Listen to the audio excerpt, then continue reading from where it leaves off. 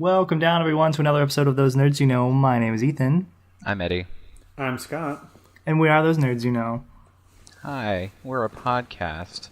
We talk about nerdy things like movies and comics and TV shows and video games and anime and manga. Manga? For those nerds out there. Yes. Yeah, we talk about it. Usually things that are currently happening. Sometimes we go back in time. Who knows? We don't have a schedule. That's very accurate. We don't. I hope our listeners put up with it. But anyways, this week we're coming at you with a review of the best movie of this week and last week and probably at least this month. Like 6 months. Probably so, opinion, yeah. Actually. Which is weird because I don't even like, comic book things. That's true. But it was pleasantly surprising that Into the Spider-Verse movie. Yes. Spider-Man Into the Spider-Verse swung into theaters last week. God, he's and I saw it Thursday. It was a Thursday it came out. Excuse you. I saw it the Thursday it came out, and it was marvelous. And I've seen it once since then, and we'll probably see it again. It's extremely surprising to me because I don't if listeners know me, I don't really like comic books. I don't read them, but this, even having that comic book feel to it, was much more pleasant than actually reading it, in my opinion. I imagine. I loved this movie. Loved it so much. I have one gripe maybe. I have a few gripes, sure. Yeah, I've got gripes, but you're right. It is probably up there with the best. I would say one of the best Spider-Man movies I've yet to see. Yes, one of the best movies of this year. And my gripe was at some of their animation choices. Whenever especially present early on, whenever Miles is in school. And he's the focal point of a shot, the characters and background behind him will be out of focus, but they're out of focus in a way that makes it look like if you look at a 3D movie without 3D glasses. Yes, so they have this two essentially silhouettes of the same object that are just off register, and I was like, ooh. That worked most of the time, but there were a couple of times where I'm like, this is yeah, it was very obvious. Yeah, especially the neon signs for the businesses. Yeah, sometimes that really got me. I was like, wow, that's really bad. It fit to pull up the tone of the comic book, so it still had that dot, that old timey dot based art form of comic books back in the day. But you're right, there were times where it was kind of okay, should I be wearing glasses for this or what? I don't understand. Yeah. I think there were two spots in particular that made me raise an eyebrow, and that was, one of them was him jumping off the building, and there was the sign in the background that was just completely out of focus and weird. But that was one of the gripes, but it was fine. I only noticed it twice, I said. I'm sure they did it a lot more. Mm-hmm.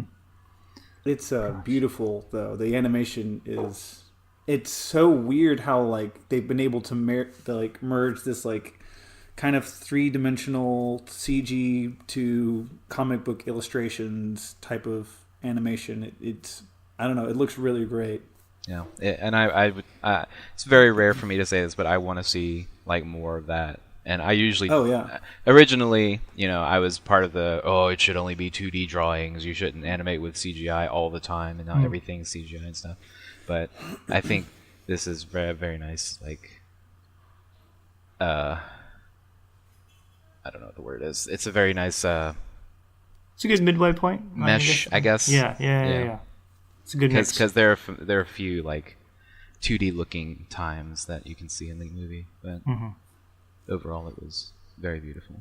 Yes. Gorgeous stuff. And I really hope they make more movies like that, because I hear that Sony's trying to copyright that style. Mm-hmm. And I don't want them to do that because it's so nice. Right. I would like to see more movies like this. Right. But not, they're definitely not from making. Sony. They themselves are going to make more of these, so I'm excited for that. I just hope they don't copyright it into only Sony can do this crap. That would be would be a strange thing. I'd like to see what other people could do with it, I guess. Because, Disney and Pixar could definitely do that, I think, with their technology and stuff. Yeah. But, businesses, monies. Mm-hmm. Gotta make that Skrilla. I guess they could pay for royalties and stuff if they really want to do that. Yeah. But, who knows? And I think that the fact that it was that it is done by Sony, the product placement was also very specific to Sony as well. We got to see some of their tech advertised kind of throughout the movie as well. One of the things I love about this film is all the different characters in it, so the different Spider people we get to see.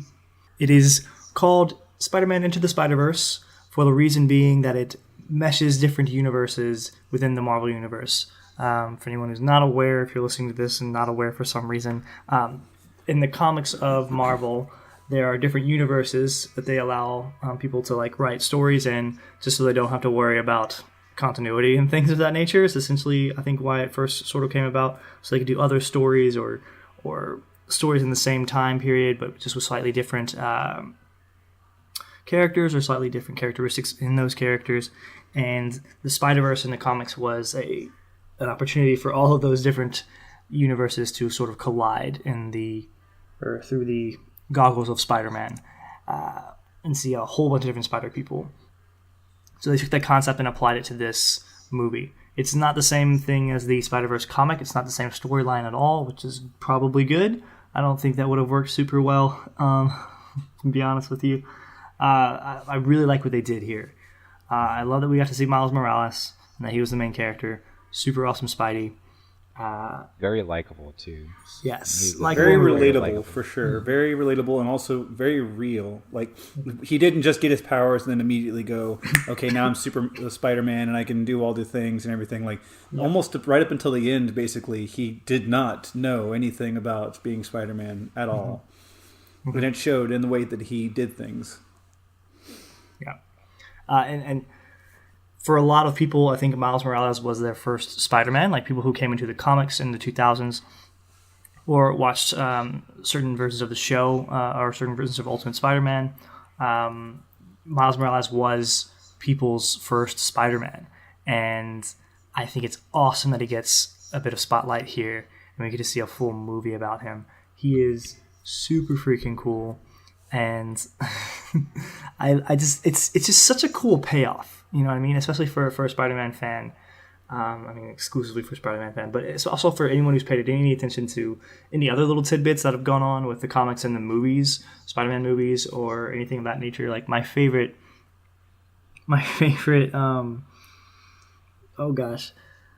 Easter egg, that's the word. My favorite Easter egg, and I saw it the first time I went and watched it, and I lost my mind. I was like, is when they're in... when Miles is first in his uncle's apartment, Aaron Davis is his uncle, who is the Prowler. And there's on his television, there's a scene from Community where Donald Glover gets out of bed wearing a Spider-Man costume, which is really, really cool for multiple reasons. Like, one, he was a fan favorite to play Miles Morales back when I don't know if it was the Andrew Garfield ones or if it was the Tom Holland one. It might have been the Andrew Garfield ones.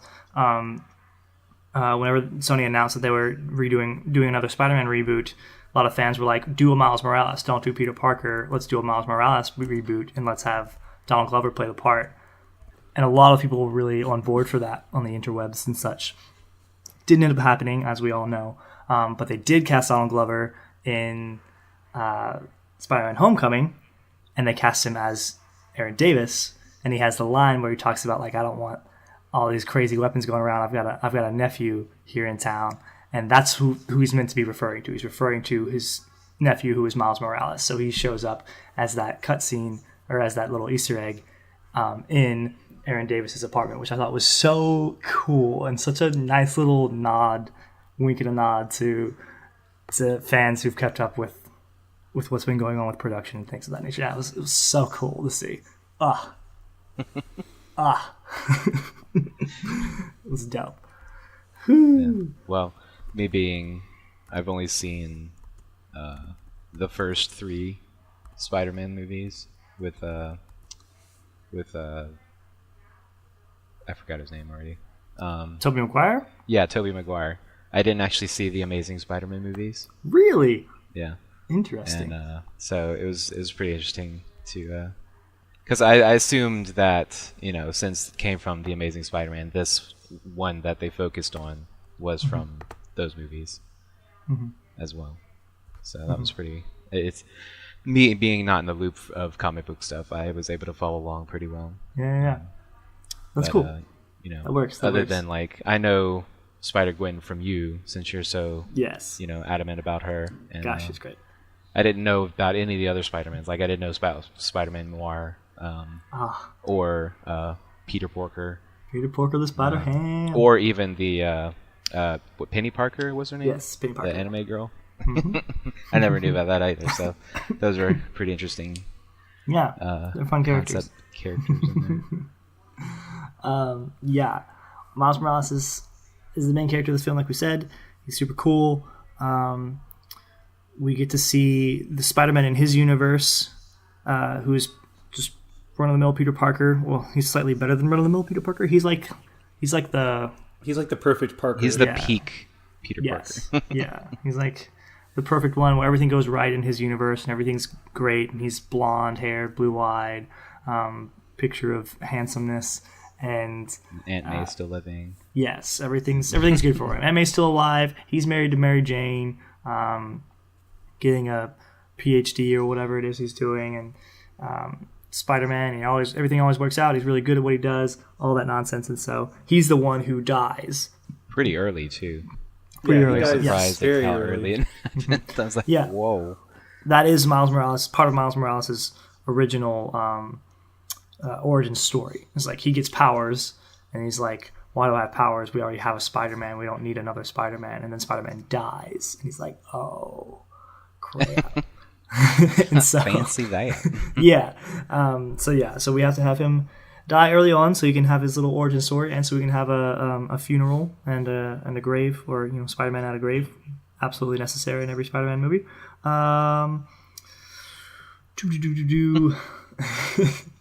And it's at that point that we start seeing the ramifications of what happened earlier on when the first Spider-Man died, which is when Kingpin released this big old machine thing that split in, that allowed them to peer into other universes, and we got a whole bunch of Spider-Men pulled out of other universes and flops into this universe where Miles is, which is Peter B. Parker was so fun to watch. He's so hilarious. I loved him so much. Oh, he's gosh.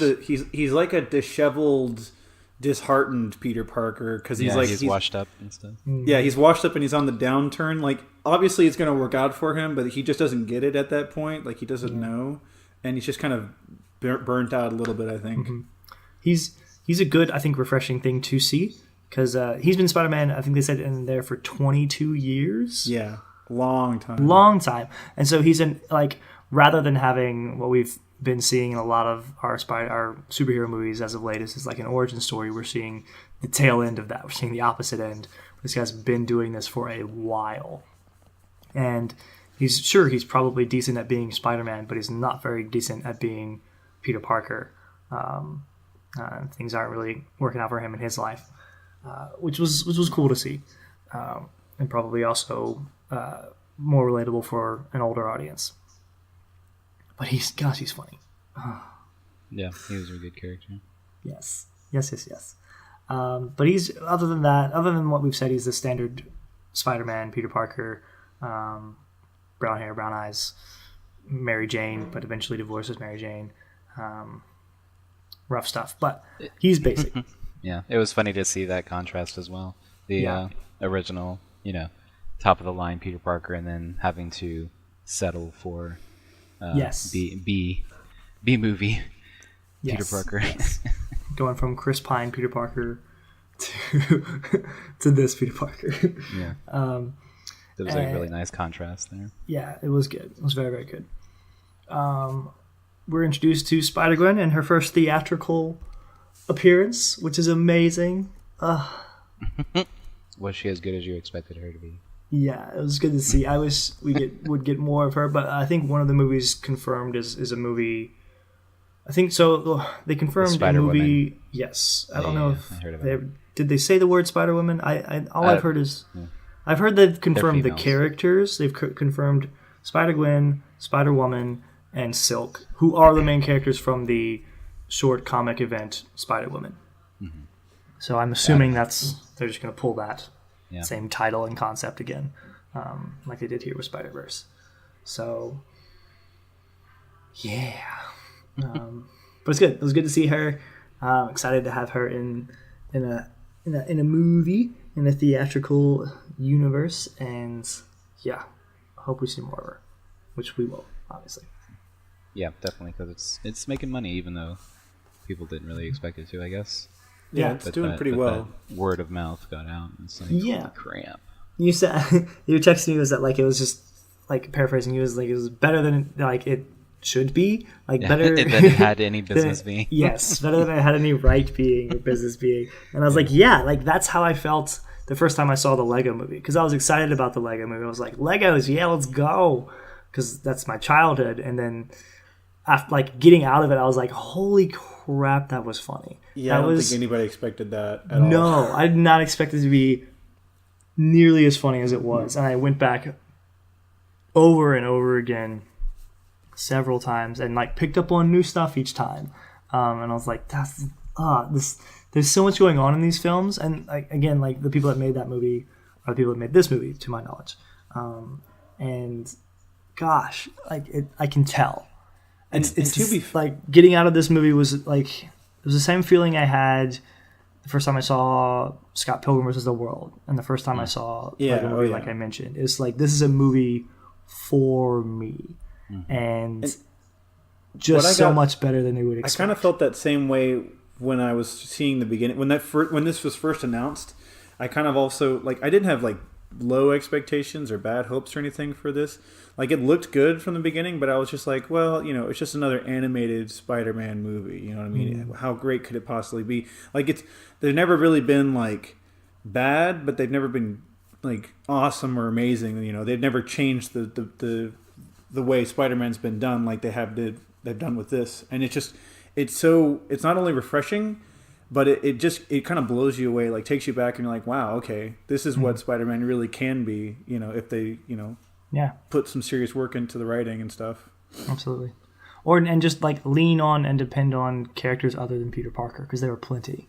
Yeah, as we have seen now. An army of them, apparently. Jeez Louise. Yes.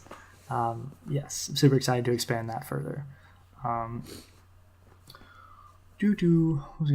I was in from the first trailer of this thing. I was like, yes, please, and tried to avoid other trailers.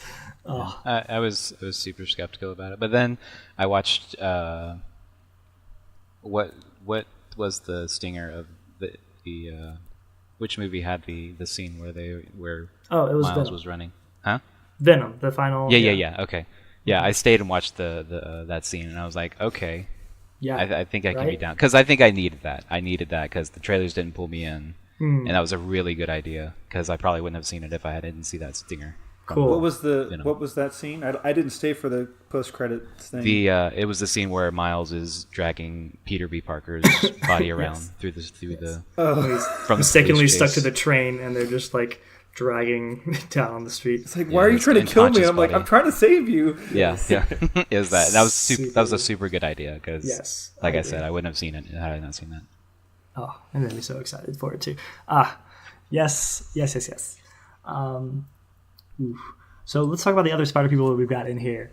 We mentioned them briefly before, but we've got Spider-Man Noir, which is Nicolas Cage voiced, and I loved that so much. He's so good. Prime casting there. He's so good. I love punching Nazis. Yes. I really sometimes I let the match burn down to my fingers just so I can feel something. I love that line so much. So good. I'm so glad Nicolas Cage is still doing like really big roles. Well, I guess this isn't really a really big role, but I consider it a big role. It's big for me. If they ever make a Spider Noir movie now, glad he's still doing B-roll Marvel movies. I would totally watch a Spider Noir movie, hands down. Absolutely, gosh, that's good. Anyway, yeah. So he's Spider-Man from like the Great Depression, the 30s, I think. And everything in his universe is black and white, and he's just like a noir detective. Really, he takes down bad guys with pistols and stuff, but he's also still Spider-Man. Mm-hmm. Real tough guy, real wisecracking tough guy. I love. Yes, he's good. His lines. I hope they release just like a B-roll of like all of his lines that didn't make it to the movie, like him just like spitting stuff. I want to see that real bad. Working on his Rubik's Cube or something. Yes. I think that I think all three of the I want to say like the B team of the Spider-Man universe, so Spider Noir, Penny Parker, and Peter Porker, like all three of them were like showstoppers in their own right, for sure. Like every time you saw Peter Porker, like he brought personality to the screen, and like he always had a quip that just fit so well. Yeah, he's good. Peter Porker was fun. John Mulaney voiced him, which was a good, very, very good call, I believe, as well. Super fun. I love at the end when they're separating. He gives him the hammer. He's like, "Here, it'll fit in your pocket. It'll fit in your pocket." It's so funny. And then last but not least, Penny Parker, who I know the least about. I don't know if she was in the Spider-Verse comics, or if she was probably a much smaller role, as everyone would have been, because there were like literally hundreds of Spider people in that comic. But she's from the future. She has a psychic link with a psychic spider, who operates a giant mech bot. Yeah, that she can also get inside and help operate, apparently. And while eating. Okay. While eating. A lot. Get them snacks in there. It's good. She's fun. And like we said before, she was like anime style. Yeah, I also like the different styles that you see with all of the Spider people. It's mostly apparent in the three we just mentioned. Spider-Man Noir is like all black and white. Peter Porker looks like a Looney Tune. That's all, folks.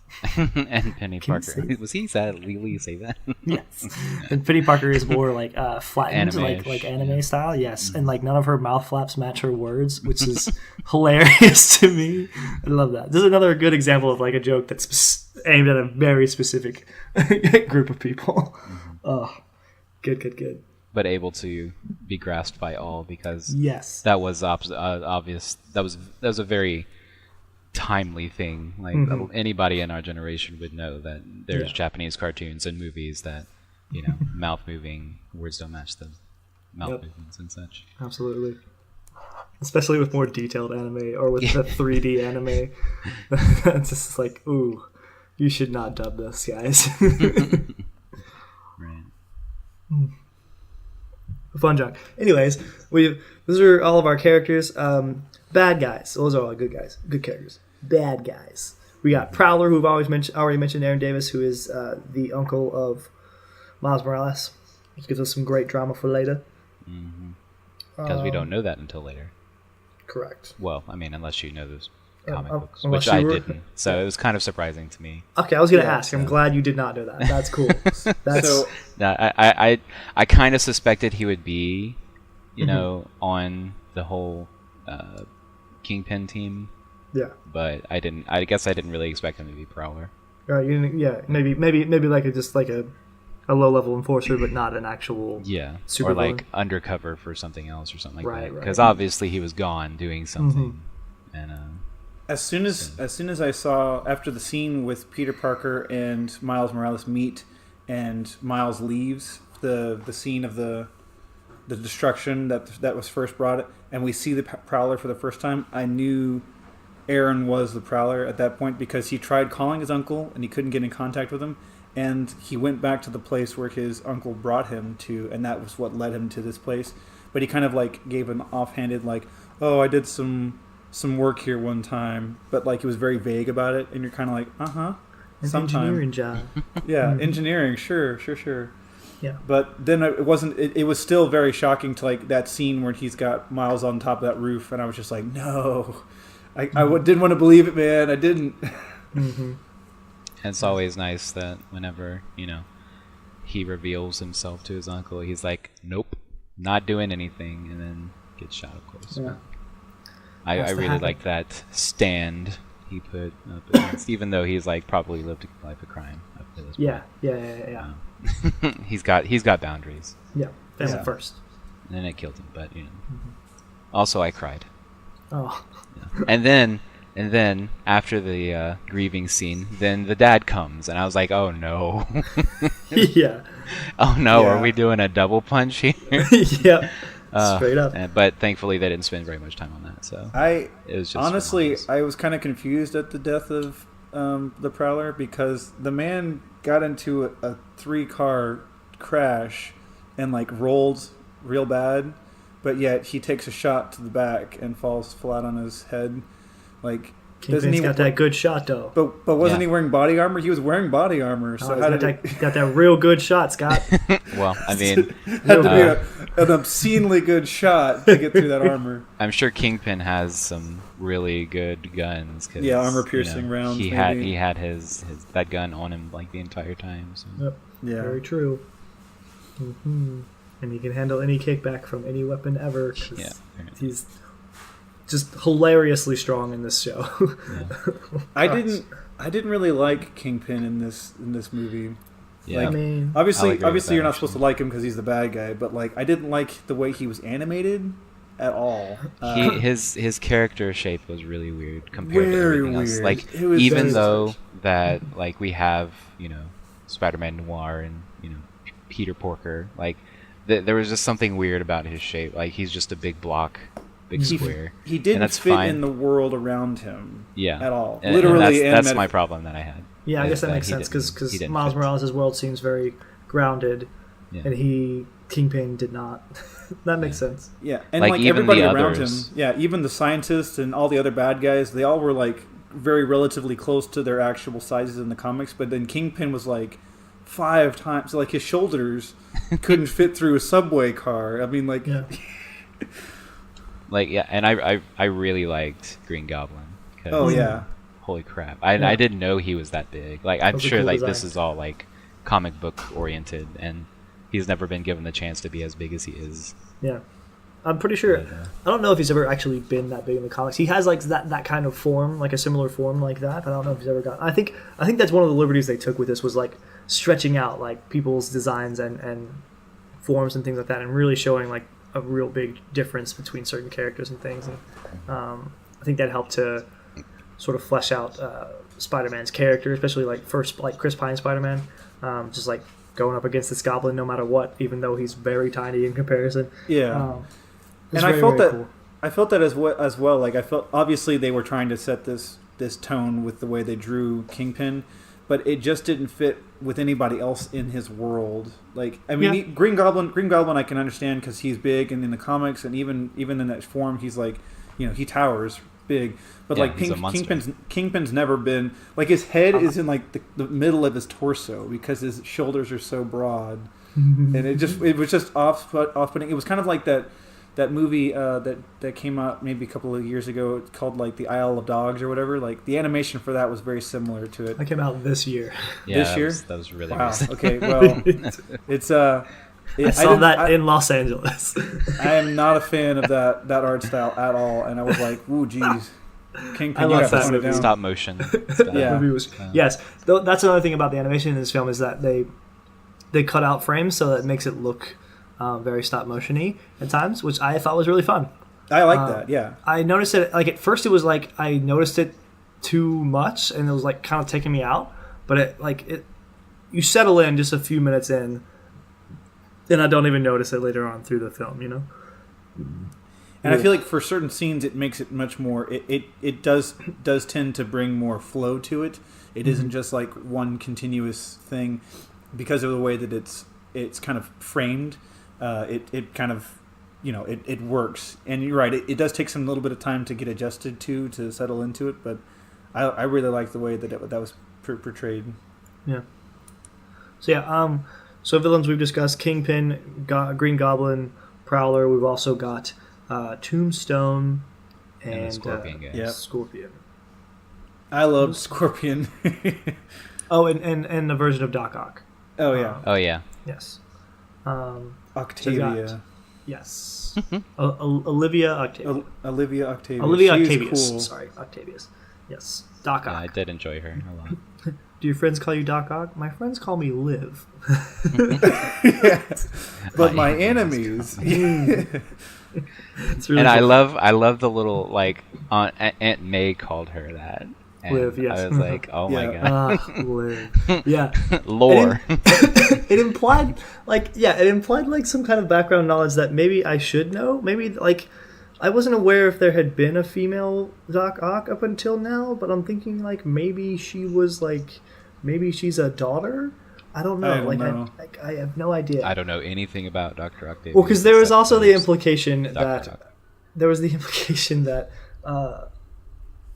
The Chris Pine Peter Parker, the perfect one who dies, was connected to the Sam Raimi universe, kind of, or like was the strange parallel of that, which is the Tobey Maguire universe. Because there are several moments in the beginning when he's introing, like when he talks about how he danced once, and we don't talk about that. That's from the third Tobey Maguire movie, and we try hard not to talk about that because it was bad.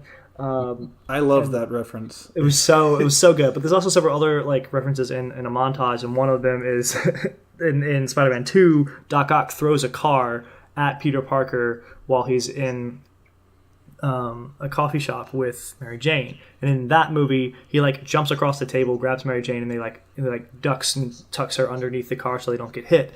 But in this, he's just dressed as Spider-Man at a coffee shop with Mary Jane, and he comes through the window and he turns around and just punches the car. And you can see Doc Ock's tentacles on the other side of the car. It was a really funny take on that scene. But anyway, those implications make you think that, is this the Tobey Maguire version of Spider-Man? Which also it wouldn't necessarily be, but like in that version that we've already seen, there's a Doc Ock. So Doc Ock existed already and already plagued Peter Parker in this universe. So is this a different, like, you know what I mean? That was a weird placement for me, a weird time thing, weird timey-wimey thing. But yeah, I don't know much about Tombstone. Scorpion is and just he didn't really play that much of a part. Like I don't even think we actually saw him fight anything. Yeah, he pulled out his guns once. He shows up. Oh, was that Kingpin's bodyguard guy? Yeah, that's Tombstone. Okay, yeah, I have no idea. He shows up in Aunt May's house. And then Aunt May hits him with a bat and is like, I told you to take it outside. I loved Aunt May in this movie. Yeah, she was good. She's literally the bomb. I wish she had accomplished getting all of them outside. Yeah. That would have been hilarious. If she got them outside the front yard. Sequence. But actually, like, we don't even see like the end of that fight because we go from like Miles gets out of the house with the Prowler, and then we have the scene with Aaron Davis dying. And then that's it. They just show up at his place after that, like after the Prowler dies. We don't see the conclusion of that fight. Yeah, the next time we see her, it's in Peter Parker's like little hideout thing. Yes, when Miles comes back. Oh, great scene. She was great. I just wish they would have been. She would have been able to take them outside too. Yeah, all of them outside as opposed to just maybe there's a deleted scene. The suits and the whole Spider Cave was like paying homage to all the legacy of Spider-Man. Like we got to see all the Iron Spider suits and all the different suits that he'd done in all the comics. But also we got to see the Marvel Cinematic Universe Spider-Man outfit in the lineup as well. So like it seems like all of the universes Spider-Man were at least touched in on this at some point or another. Yeah, we got a couple. We got we got the Spider car. The Spider car and the Spider Spider-Man with a cape, which I don't know where that seems to be from. Like. So that's from, I believe that's from one of the What If comics, which is a series of comics that were just one-off comics. So they're like, what if this Spider-Man was actually the Punisher, which is a really cool looking cover, by the way. Look that up when you get a chance. But I think one of them is like, what if Spider-Man didn't become a superhero? Like, what if he got his powers but didn't become a superhero? And I think in that was his like. He became a magician, and like a stage magician, and like that was his get up for his stage magician performance. Was like the suit with a cape, essentially. That's awesome.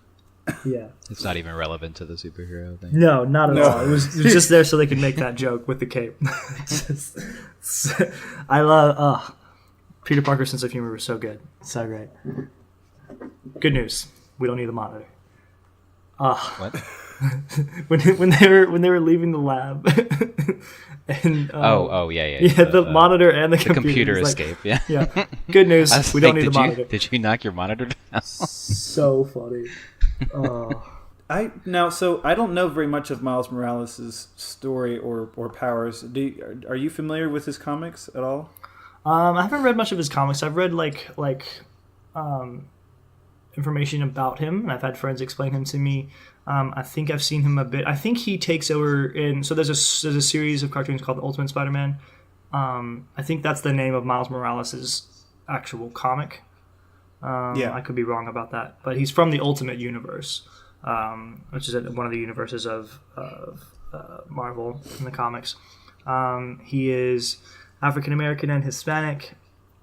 He, I think traditionally, he's always bitten by this spider in the presence or around his uncle Aaron. I think traditionally Aaron stole something. He's been the Prowler for a while. He steals things. That's his main gig. And I think he stole some tech from Oxcorp. And when he stole whatever he stole, he accidentally brought a spider with him. And the spider gets out of his bag or whatever and ends up biting his nephew, Miles Morales. That's how he gets his powers. He has I think they just added more spider powers to him, or gave him they were like, what other things can spiders do? And they're like, some can camouflage themselves. Okay, we'll give him a camouflage ability. So that's not normal for him? Because I was questioning whether or not he already had the camouflage and the lightning power or whatever, or if that was just something that was just given to him in the movie. Not for the movie. No, that's a thing that he normally has. Okay. That's really cool, though. And it kind of makes him stronger than Peter Parker by far. Yes. And the Venom Strike is also something that he has. I love the Venom Strike, to my knowledge. He's a really cool character. He's really fun. I love his design. I think the whole idea of him is just what if someone entirely different was Spider-Man? And we see that as he goes on. He has his own style. When he takes a suit, he spray paints it, changes it to be his. He'll often wear a hoodie or something over his suit. He swings in a different manner and jumps and flies in a different manner than Spider-Man really does. And it's really cool. It was represented really well here too as well. And I look forward to another movie with him in the lead. It seems like there's a lot of Spider-Mans with hoodies now. There was one in Homecoming, there was in the Spider-Verse, and then there's also Spider-Gwen. They're all wearing hoodies at some point or another. Spider-Gwen has hers. That's built into her suit. She just has a hood, which is dope. I think there was a Spider-Man back in the 90s, like an Extreme Spider-Man, that is what magic is. It's what the hoodie from the hoodie get up from Homecoming is paying homage to that. That's cool. Which is like the hoodie that I have, the Spider-Man hoodie that I don't know if you've seen it. You probably haven't seen it. Eddie, you might have seen it. That's what that is. Anywhoozles, the main crux of this movie is homeboy Kingpin, misshapen guy, loses his family because he's a thug, and his family finds out he's a thug, and they run away, and they're like, we don't want to be with a thug, and then they run away so hard that they don't pay attention, and they get in a car accident and die. Yep. And that was very tragic, and it also kind of made me feel for, because this is my only other observation of Kingpin is from the Daredevil TV series on Netflix. Yes. And he's got this thing for Vanessa and everything, and Vanessa's hot for the crime syndicate stuff. Yeah, she's way into killing people. She's super deaf into it. Yeah, yeah. But this one, she's a bit more down to earth, and she's like, "Well, we got a kid, and we got to take care of this kid." This one's entirely unaware of his thuggishness. Yeah, for years it seems, long enough to marry him and have a child with him and raise a child with him, and. Then or maybe they just really like Spider-Man, and they were like, "Why are you maybe hitting Spider-Man?" Like, you're gonna kill Spider-Man? I'm out. Yeah. She could be very down for the mob stuff, yeah, but just not for killing Spider-Man. Yeah. Because we don't see any Spider-Man in Daredevil, so it's true. Who knows her connection to Mr. Peter Parker? But yeah, like I understood that, and it's also kind of like sad that like the idea that I'm going to go through other realities to like find my family and bring them back into here. It was like very relatable as well. Not relatable in the fact that like I've lost families and wanted to tear open realities to get them, but I can see someone making that distinction, like, hey, I won't bring my family back no matter what kind of cost it would take. Yep, I understand. Even destroying the space-time continuum. So anyway, he goes about doing that. When we're first introduced to this machine that can rip open dimensions, that's when our first Peter Parker has his final battle.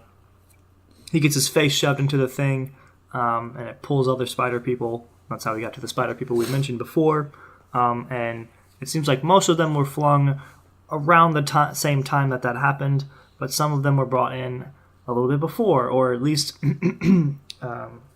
Ghost Spider-Gwen was brought in earlier than most of them. She was thrown in like a week earlier, because time is relative. So she was thrown in a week before the event actually takes place. I was a bit confused for a while. I was like, didn't Mr. Miles like meet Gwen in school before this entire thing happened? I'm still confused because there's a lot of stuff they don't go into with her. For instance, how did she get into this school? How is she just there? Yeah, how did she get there? Because like they talk about Miles having struggles to like get in there, and like he only got in there because of a lottery or because he passed a test. But how did Gwen just like pop in one day? Yep, and how has she gone through the whole school day without like glitching or anything? Or absolutely, yes. She doesn't glitch at all. Yep. Well, she does later, like in the movie. She does, but not at that point. So that's really weird. Maybe it's a unexplained event that'll be explained later. Maybe so. Lazy writing. Also, she's like, she's just lazy writing. She's just like an intern at Alchemax. And I'm like, how did she get the job and also school? Like, she's been a very busy girl. Yeah, she's just there. There's 2 Spider-Gwens. There's another one in Miles. She's just there on a school day at Alchemax in the middle of the day. And I'm like, what is going on? They didn't run background checks on her or anything. No. Like, the fact that she doesn't exist in this world didn't come up at all. Yep, very strange. Gwanda. That was just hanging out. From South Africa, and I don't have an accent because I was raised here. And yeah, very strange. Doop. I don't know. I think those are my only like real big issues. Oh, can we talk? I love the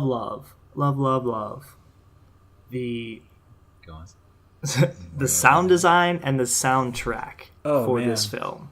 The music is incredible, and the soundtrack itself, like it brings, it definitely sets the tone for like Miles's. It's like we're listening to Miles's playlist throughout the whole movie. Absolutely. And I just like a lot of the sounds that are in it. Like, so like the Prowler has his own sounds that happen whenever he activates his gear, his tech. Yeah. And gosh, it's scary. Like, they have a couple jump scares with Prowler and they get me. And that noise is unsettling.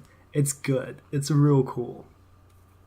And the sound for like everything that happened with the change in the realities and stuff, every time there was like the glitches and stuff, like the sound design for that, even the effects were like very interesting. Like that scene when Miles picks up the spider, or he goes to pick up the spider, and there's like a kind of a glitch happening there. Like I was kind of scared for a second because of how like quick and loud it came in. Jump scare definitely got me.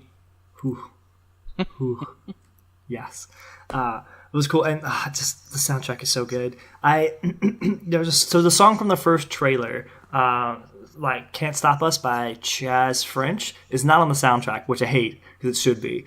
But like everything else is super great as well. It fits well for the extended deluxe edition. I guess maybe got to pay extra money for that one, Eddie. So good. Walked out of the movie like, "What's up, Danger?" It was so good. The soundtrack's great. And so like I saw the movie, I then listened to the soundtrack at work the next day a couple of times, and then I went and saw the movie again eventually, and it was really cool to like have listened to the soundtrack and then be able to place where everything was. I forgot how like fun that is. I hadn't done that with a movie in a while, like getting the soundtrack beforehand or listening to the soundtrack and then watching the movie. Like it's been a while since I've liked a soundtrack. It's kind of like staying in the world of the movie. Like you keep kind of the immersion of the movie. Yeah. I agree. It's real cool. Great songs on that album. Anyways, yeah, all the spider people come in here and they're like, we gotta put the goober into the machine. And stop the machine from firing up again, because Kingpin's going to do it again, and that's a bad deal. And so, the machine is this interdimensional portal activator thing. And so their idea is like we have to plug it in, and we have to have someone here to turn the machine to shut the machine down, because for some reason we can't set it on a timer or some nonsense. We haven't developed timers in this time frame. And so the whole movie, you're like, well, obviously Miles Morales is going to be the one to do it, but everyone just essentially gets to a point where they're like, we can't trust Miles. He's not as skilled. He's not as experienced as us. One of us is going to have to stay back. Yet. Yeah, he ain't got good. Get good, scrub.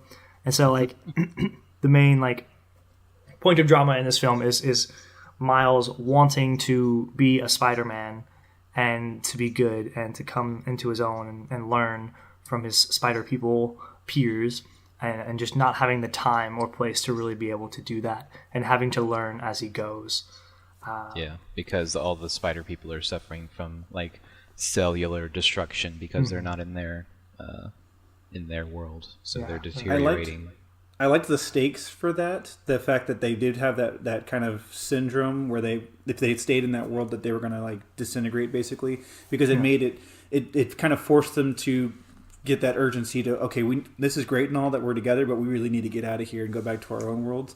And I also like, in most times we see in Superman or superhero movies or whatever, the kid or the person who picks up the powers or whatever, people are always telling them, no, don't do this, it's too dangerous, you can't do this and whatnot. And then we as viewers go, do it, you've got it, who cares, like, don't listen to those guys, you've got the power. But like for me, or this movie, seeing Miles, like Peter Parker's telling him, hey, like, look kid, if we take you with us, you're going to die. And, like, I was kind of like, yeah, Miles, you should probably stay home. Like, you're going to get killed, dude. Well, not only that, but they gave the reason of him not being able to activate his powers and stuff. Yeah. Like, if you can't control this, you're not going to survive out there. Yeah. No, he's not there yet. And, like, all of them understood that. Like, even Miles understood that. And he's like, even though he wanted to, he was like, I can't do this right now. What am I doing? Mm-hmm. I think that's another benefit to having Miles in that role, because he's a Spider-Man who has other powers that Spider-Man hasn't had and doesn't know how to coach him through. Like, he can teach him how to swing, sure, and he can teach him how to take care of his spider suit. But powdered all the points, bud. Yes, but he can't teach him how to go invisible at will or to Venom Strike or whatever, because that's not a thing that he can do. So that was an interesting. A good choice, I think. Good character choice for that, and it makes for a good payoff eventually when Miles does sort of get it, when he gets his talking to from his dad, and he's like, you know what? Yeah, I am ready for this, and I can do this, and as long as my dad loves me, I could be a superhero and control all my powers at will. And gosh, it's cool. Such a cool sequence. And when he goes and he gets his suit, and they play What's Up Danger, and he jumps off a building. It's real nice. It's real good. Something that I just thought about now. How old is Miles? Well, he's in high school, so. I don't think he's in high school, because he said something about middle school, didn't he? He said something about... Oh, yeah, he's 13. He's 13. Yeah. Jeez Louise. He's really young, isn't he? Mm. Gosh. Sounds good to me. Yeah, he will be really young. Just makes it cooler, I guess. Yeah, I guess. And so eventually he comes and he shows up and he's like, yo, I'm Spiderman. And the other Spiderman's like, yeah, you are. Good job. And you found the Spiderman. Yes. Super, super cool. we get to watch the whole team take down several members and then of Kingpin's group and plug in the doobly-doo and shut down the machine, and then Homeboy has a one-on-one with Kingpin where he does the shoulder touch. Hey. That's really good. That was a good sequence when between him and his uncle. I remember thinking just like, man, I can, like, these people are family, and I really get that from their interactions, and it's like the dialogue that's written for them and then the way the characters are interacting. Oh, it's very good. Very, very good. I thought the yes. Dr. Octavius reveal was pretty good. It was good. Because I wasn't expecting that whatsoever. I wasn't either. No. I was like, oh god, tentacles came out. Yes, she was like, you're going to disintegrate. It's going to be very painful. I'm going to be super excited to watch. I was like, huh? Yeah, because at that point, it's like, oh, we see her in a classroom, doing a school video on the monitor and stuff, and it's like, oh, she's nice. Going back, you can see her name on the video, and I'm like, oh. Wow, I didn't notice that. If I paid closer, I think I missed the wide shot with her last name, but like even on the like shot where like he's standing in front, like when Miles is standing in front of the screen because the teacher's talking to him, so he's paused the video. If you look to the right, you can see Olivia. So I imagine if I had looked sooner and caught the wide right before he comes into the thing, you could probably see Olivia Octavius on it. Also, I noticed her glasses are octagons. Yeah, wow. I noticed that too. Actually, oh man, all these tells. I was like, oh. Yeah, but I mean, hey, they got me, so I was super surprised to see those tendrils. I liked like everything in that lab sequence was good. It was the funny. humor in that scene, it's so funny. From the very beginning to the end. When he's stuck on the ceiling light, he's like, just relax. How do you relax? What do you do to relax? He just starts singing. It's so funny. I love that he didn't know the words to the song ever. He just kind of did his best. Ever. So good. And then they come into the room or whatever with all the scientists, and Peter Parker's like, oh, I'm just going to grab a bagel. We're going to do this thing. We're just going to stroll on out. And then all of them grab guns out of nowhere. And he's like, whoa, okay, we're gone.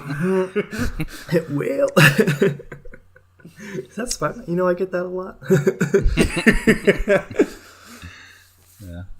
Another line I really liked in there was like, Dr. Octavius was talking to Fisk, and she was like, we just have to squish a few spiders. I'm like, it took you a really long time to squish one of them. Yeah. I would be thoroughly worried if I were Fisk. Fisk had to drop a building on the one, so, Good night. Ugh. My question is, how did she fix all of that damage from the first time it exploded? Like, it was almost pristine, and it was still under construction at the beginning when the first time they turned on the collider. But then, like, we get back to it, and it's all, like, brought back to normal. I'm sure they've got levitating technology, moving stuff around. Or her tentacles were just running around. Yeah, those things, too. They're pretty powerful. Yeah. Okay. But still, like, that's a lot. For him to be like 24 hours. You've got 24 hours. Watch this. She's going to say 24 hours. Yeah, that was good. It was really funny. Good stuff and all. Very good movie. Yes. Excellent movie. Surprisingly so. Yes. Highly recommend. The final credit scene is amazing. It really is. It was so funny. Gotta put a meme somewhere. It was also kind of heartwarming to see the dedication to Stan Lee at the end, and also his cameo was really, really good as well. His cameo was funny, yes. It always fits eventually. Yeah, and he's just refunds. Like he's kind of got that nod, like, okay, you can leave now. You've made your purchase. Yeah. But so a couple things. We talked about the. I'm going to talk about these things because of the final credit scene. One, so it's Miguel O'Hara, I think is his last name. Spider-Man 2099 or something like that. Super future Spider-Man. He's like Batman Beyond Spider-Man. Got a crazy suit, spiky and extreme. He looks like because I think he was also Punisher Spider-Man crossover or something. Like he's got the skull on his chest. You look up that Punisher Spider-Man What If. It's real good. It's real good.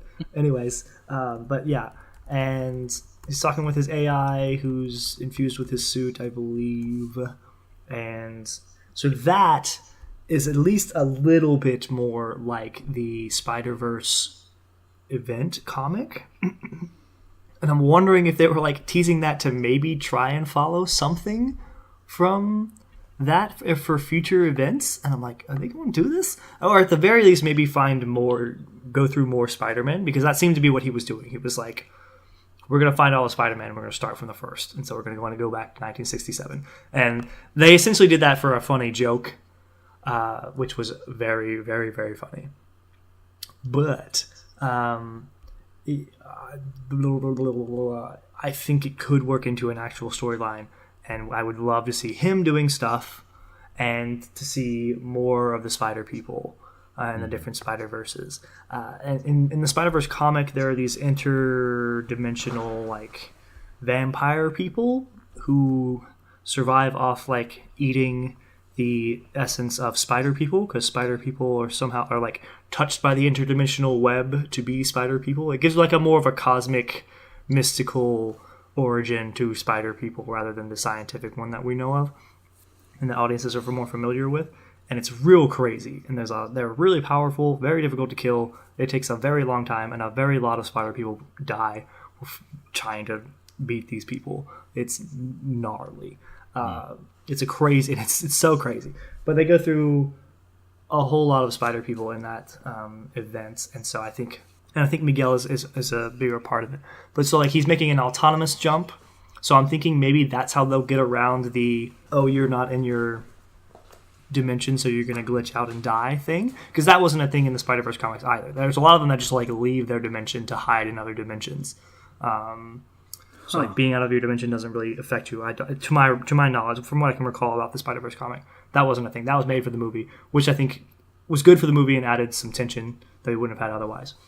And so I'm wondering if the fact that he's doing it autonomously and has like a device specifically meant to do it, if that's going to like prevent him from glitching out, and if he can maybe like share that technology with the others. And like, I'm wondering if and it may not be interdimensional vampires, but I'm wondering if like maybe Miguel O'Hara is doing this because he knows there's some threat coming and he's going to need a bunch of Spider People, and I'm like super down for that. I got the impression that the problem that they had was that it wasn't that they came into the other dimension, but it was that the collider ripped them into they were ripped dimension. out. Yes, that's what I'm thinking too. So like, but that like if they just portaled into it of some sort, then they'd probably be just fine. Yes. Plus, there's the bit at the end where Spider-Gwen opens up a portal, and so I'm thinking it must be playing into some line where they figure out how to travel between them and are just able to handle that, and I'm pretty excited for that to happen. Another one of these movies, please. Yes. Another one. Another. Yeah, no, I'm excited about that, and they are planning another one, that's for sure. So it's only a matter of time before we see something about that. Yeah. So yeah, see this movie. It's great. Spend all of your money on this bill. # best movie ever. #. It was alright. I would say it was the best movie ever, but you know, it was good. Very good. Very enjoyable. Easily in my top 5 of this year. Yeah, agreed. I'll agree with that. So moving on, Scott, what have you been nerding out to? I finished all of the last season of Voltron, season 8 of Voltron, in one day. I discovered it yesterday morning, and then sat there and watched literally all of it until. To have a day to do something. Well, it was a good day. I'll tell you that much. What a life you must lead. It was a wonderful life. But no, it's incredible. It's incredible. And if anybody hasn't started Voltron, that they need to start watching it. It from the beginning to end, I feel like it's got a great cohesive story, and the characters and the writing is just amazing. There's nothing I don't think that we've already haven't said about it that we won't say until we start doing the actual reviews for these seasons. But it's just exceptional. So, cool. I'm looking forward to it. Other than that, I just finished playing Final Fantasy 14 for a bit, and I started playing the Ratchet and Clank game, the one that was based off of the movie from 2015, and it's really, really good. I know it's just like a remastered rendition of the original Ratchet and Clank game, but it's so much more than that, because it's kind of obviously it's taking place off of the movie, and the levels creation and the weapons and stuff are just so great. I mean, everything about it is like fine-tuned. That's always Ratchet and Clank, though. You should definitely check out the others if you like that one. Oh no, I've played the original Ratchet and Clank series. I just haven't gotten around to this one until just recently.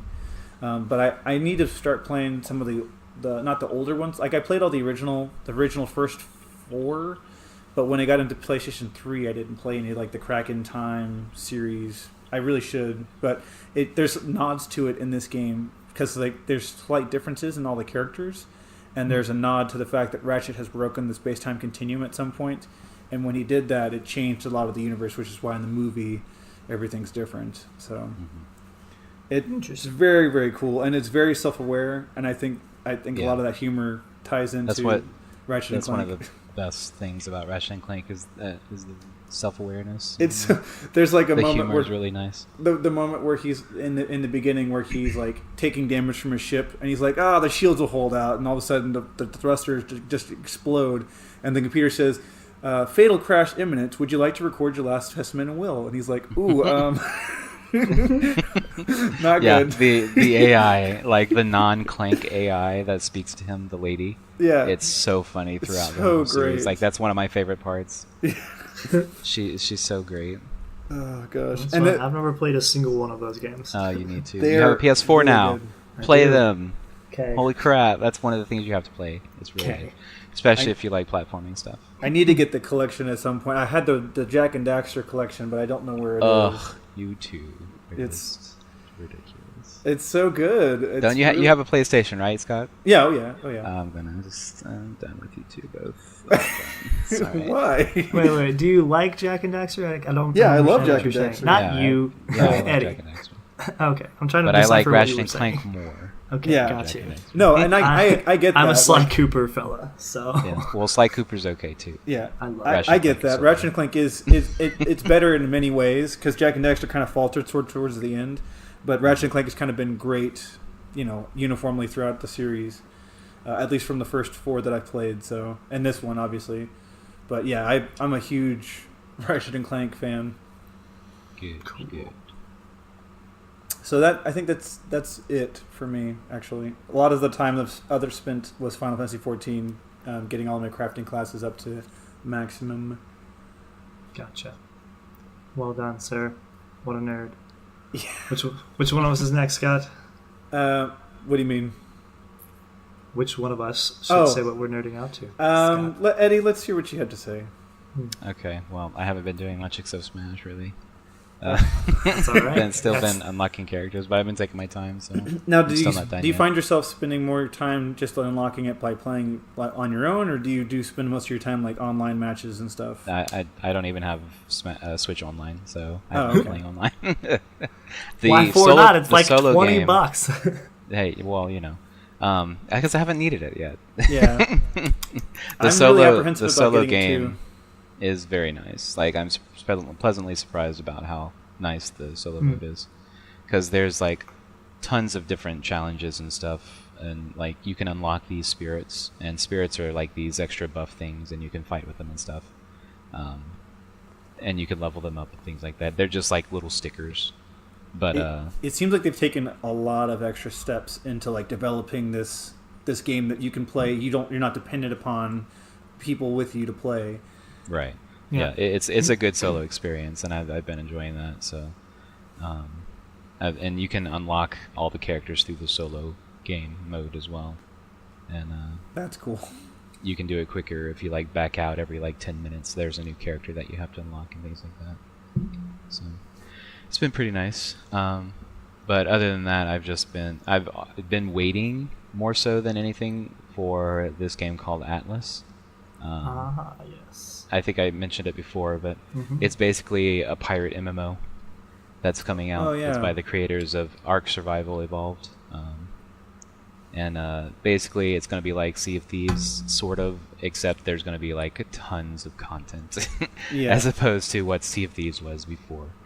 I was going to say, hopefully there's content to it. No, there's tons. Like, the trailer was amazing. Like, it seemed... This is one of those too good to be true kind of scenarios, and I'm hoping it's not, but, I mean, I have high hopes already, and it looks really fun, so...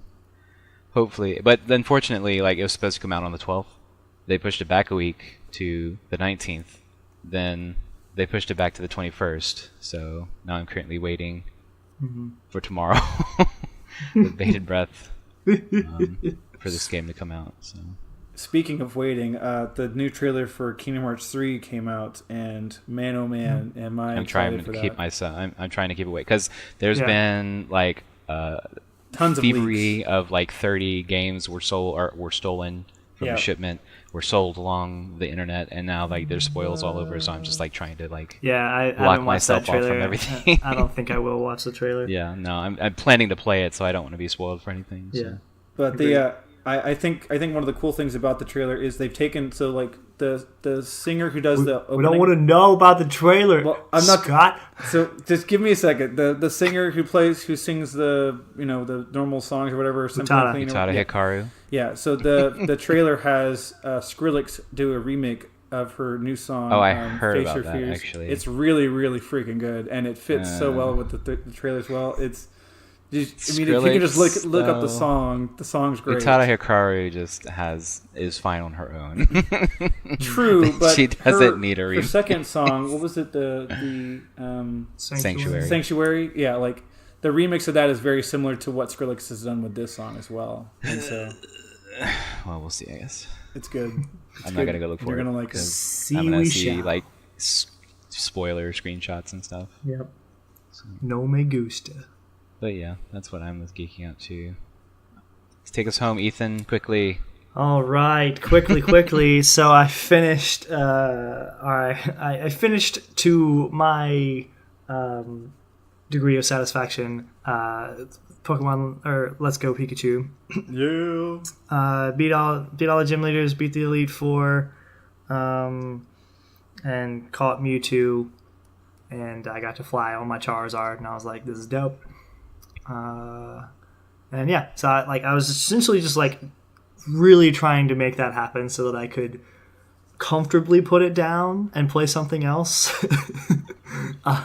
So I can still go back and complete my Pokedex if I want to and all these other things, but I'm at a point now where I can put it down and not play it for a few months and not feel like I'm missing something. So I'm happy to have reached that point on that game and now can return to either Moonlighter or Starlink or Smash Brothers or Spiderman, but probably not Spiderman because that's on the PS4. I'm going home and I'm not taking my PS4 with me for 2 weeks, so it'll be whatever's on my Switch. And then you have PAX South to go to. And then I have PAX South, yes. Yeah, we both got our badges this week. So excited, so excited. So nice. They look really good too. Gooey and drippy for some reason. I don't know what that is. Don't know. But yeah, super excited about that. So but after... the game director for God of War is going to be there. I'm going to do like a little panel, so I'm probably going to look for that too. I should probably play that game. Game of the year, God of War. So after finishing that up, I took a break from video games actually and started watching Sabrina, The Chilling Adventures of Sabrina on Netflix. I'm like 7 or 8 episodes in, and I'm enjoying it quite a bit. Pretty good. Yeah, it's pretty freaking good. So I'll probably finish that up this week and then I'll probably go back to Moonlighter first, if I'm real honest. Yeah, there's apparently a Christmas episode or something for Sabrina that just came out, so I haven't actually seen that yet. Had you done anything with the Pokemon Master trainers or whatever? No, they told me about them and I see them, but I haven't actually gone. I thought that there was only like maybe a couple of them. No, there's one for each. There's one for each, and every Pokemon. There's 150 Masters, and I was like, well, shoot, that's insane. Yes, it's quite a lot to keep you playing in terms of like end game, like an after game. It's a pretty cool thing to do. Oh yeah. I just didn't want to start because I didn't want to give myself a challenge that I would feel like I need to complete. So, So yeah. I already took so much time on that game. Yeah. Anyways, that's what I'm nerding out to, and yeah, I feel like that's it for this week. Excellent episode. We crushed it, guys. Thanks for listening. Please like, comment, subscribe, do those things, whatever it is, on whatever platform you listen to us on. Do whatever it is to show your love and support for us. We appreciate all of that. You can find us on Facebook. Give us a like there. You can also get in touch with us on Twitter at TNYKPod if you want to let us know what you thought of Spider-Man Into the Spider-Verse. If there's anything else you want us to watch or review. And please send us an email if you like. thosenerdsyouknowpod@gmail.com. Other than that, you can find us on iTunes, on Podbean, Stitcher, CastBox, Google Podcasts, all those different places you will find us, and on YouTube as well. So thanks for listening. My name is Ethan. I'm Eddie. I'm Scott. And we are Those Nerds You Know. Bye.